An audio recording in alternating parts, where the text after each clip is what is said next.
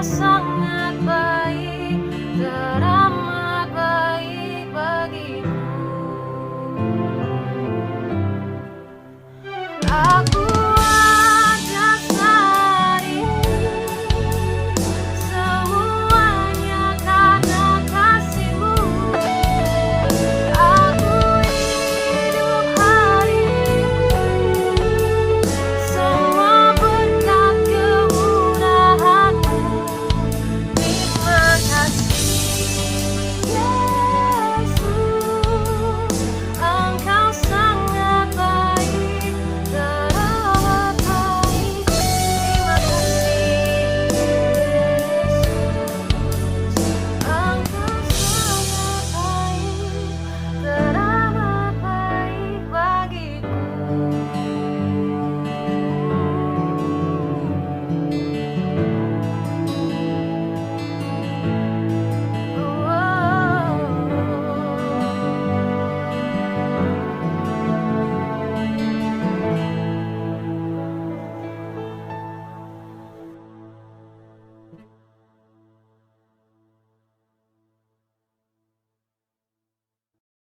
Shalom teman-teman, apa kabarnya? Saya yakin kebaikan Tuhan selalu mengikuti kita. Kita bersyukur Tuhan Yesus baik. Senang sekali bisa berjumpa dengan teman-teman semua. Ya, meskipun kita masih dalam masa PPKM, tapi tetap kita harus mencari hadirat Tuhan. Nah, sebelum kita mendengar firman, yuk kita berdoa dulu. Bapa yang baik, kami bersyukur untuk hari ini, kebaikan-Mu nyata dalam hidup kami. Tuhan, sebentar kami akan mendengar firman-Mu. Tuhan, pimpin kami, mampukan kami untuk menangkap pesan Tuhan. Terima kasih Yesus, haleluya, amin. Nah teman-teman, kita hari ini akan belajar dari suatu tokoh Alkitab. Dan saya percaya kita pasti sudah tahu. Nah, dia ini adalah Kaleb. Nah, jadi Kaleb ini saya ambil dari ayat Bilangan 13 ayat 1 sampai 33. Tapi kita nggak akan baca ke 33 ayat ini.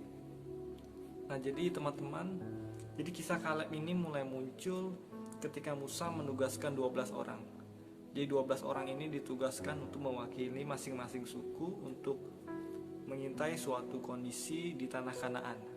Nah, tanah Kanaan ini apa? Jadi tanah Kanaan ini adalah janji Tuhan. Adalah tanah yang dijanjikan Tuhan bagi mereka. Nah, kita lihat. Jadi Kaleb ini berasal dari suku Yehuda. Alkitab memang tidak banyak membicarakannya. Maksudnya, nama Kaleb ini muncul pada saat ia menjadi salah satu pengintai di tanah Kanaan. Nah, jadi kita juga belajar bahwa Kaleb ini adalah seorang yang mempunyai prinsip. Apa itu? Yaitu adalah seseorang yang memiliki iman, keberanian, apalagi kemantapan dalam kehidupan dan pelayanan. Ada beberapa hal yang perlu kita teladani dari kehidupan Kaleb. Nah, jadi saya merangkum ada tiga hal. Yang pertama adalah Kaleb memiliki pandangan yang optimis. Nah, jadi optimis ini apa? Jadi optimis ini adalah bisa dikatakan sebagai suatu sikap yang positif atau ia memiliki keyakinan. Nah, jadi Kaleb adalah salah satu pengintai yang memiliki sikap hati positif atau optimis selain Yosua. Nah, pada saat itu Kaleb bersama Yosua. Jadi apa yang ia lakukan? Dengan tegas ia membantah rekan-rekannya. Nah, dalam ayat 30, tidak, kita akan maju dan menduduki negeri itu, sebab kita pasti akan mengalahkannya. Nah, teman-teman garis bawahi kata kita akan maju, kemudian menduduki negeri itu, kemudian apalagi pasti akan mengalahkannya. Nah, teman-teman nih, perkataannya Kaleb ini benar-benar memiliki arti. Ia sangat yakin, ia sangat optimis bahwa Tuhan pasti sanggup menolong mereka.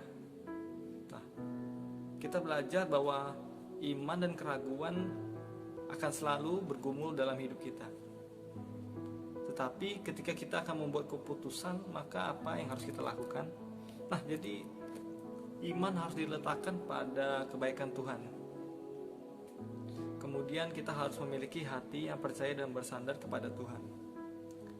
Dan ketika rintangan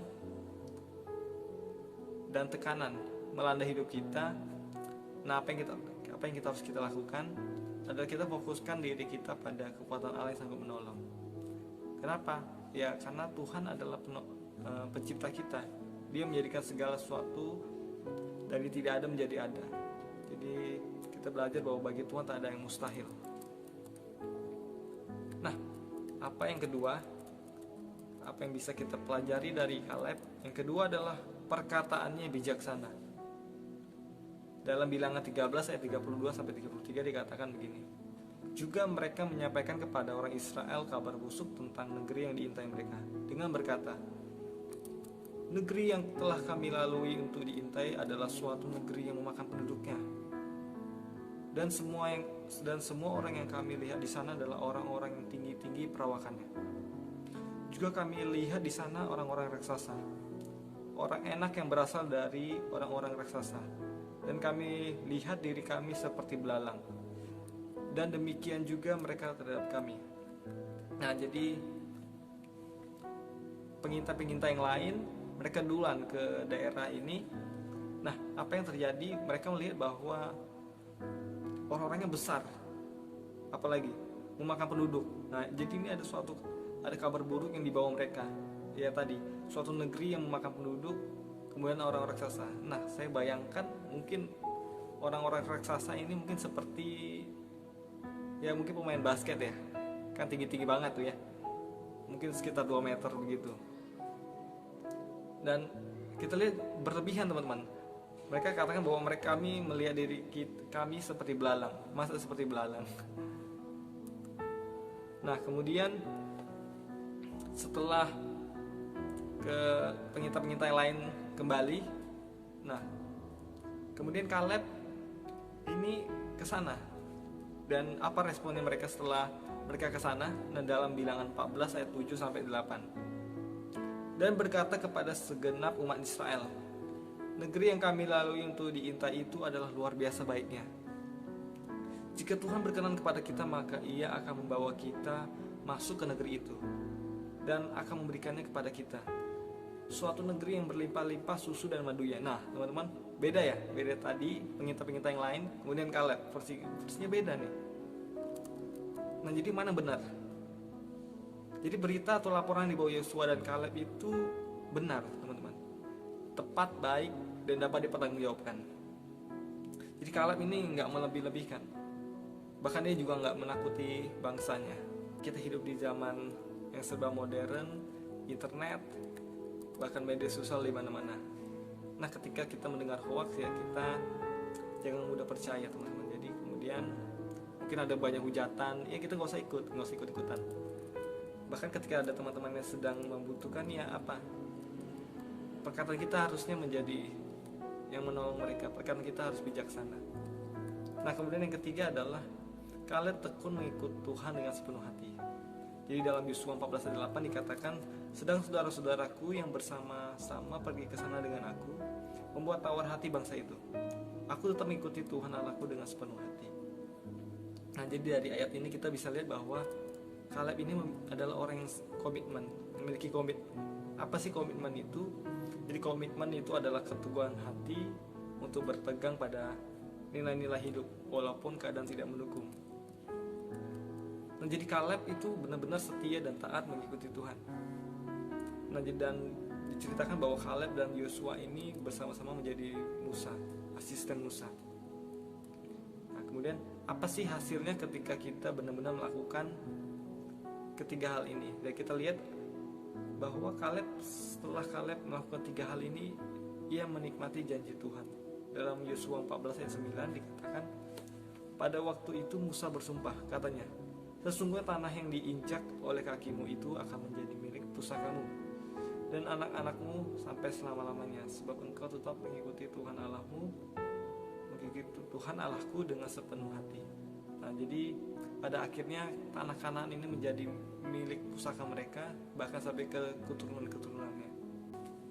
Nah, kesimpulannya apa, teman-teman? Jadi ketika kita melakukan 3 hal ini, yaitu memiliki pandangan yang positif, optimis, kemudian perkataannya bijaksana, kemudian tekun mengikuti Tuhan dengan segenap hati, maka kita menjadi teladan bagi teman-teman kita dan apa, kita percaya bahwa berkat Tuhan melimpah bagi kita. Amin. Mari kita berdoa.